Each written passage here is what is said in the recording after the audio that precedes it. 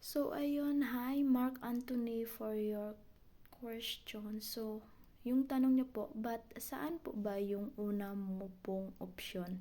Paano ka po nakapunta dyan for 2 days lang po? Ano pong tinanong sa'yo nung tinanong ka po? Ano pong sinagot mo? Tagalog, English po nila? Nag-aaral ka po ba ng language nila? Yung unang option ko is Hong Kong, Japan, Taiwan. Yung first option ko. Nag-apply na ako sa Japan, nag-apply na ako Taiwan, nag-apply na ako Hong Kong. But yung Hong Kong is mabilisan din yung Hong Kong kasi may employer na rin ako pero hindi ko ginagrab yun. And then yung 2 days po is yung 2 days pag send ko ng videos ko na videos ko, 2 araw lang siya market ng aking agency, ng aking agents is na-attract na yung mga employer sa videos ko. Kaya may interview ako at agad-agad na hire ako doon. And then sa language po at sa tanong po nila is syempre English po.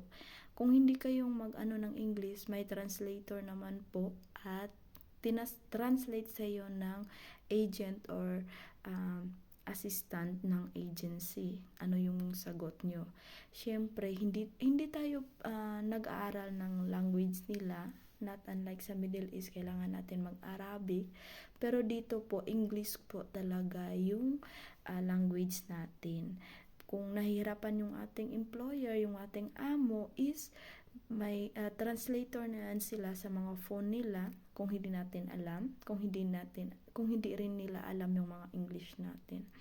So ayan, yan lang yung aking sagot sa sa 2 days. Hindi po yung 2 days na darating lang ako dito na 2 days ko nag-apply tapos 2 days din ako.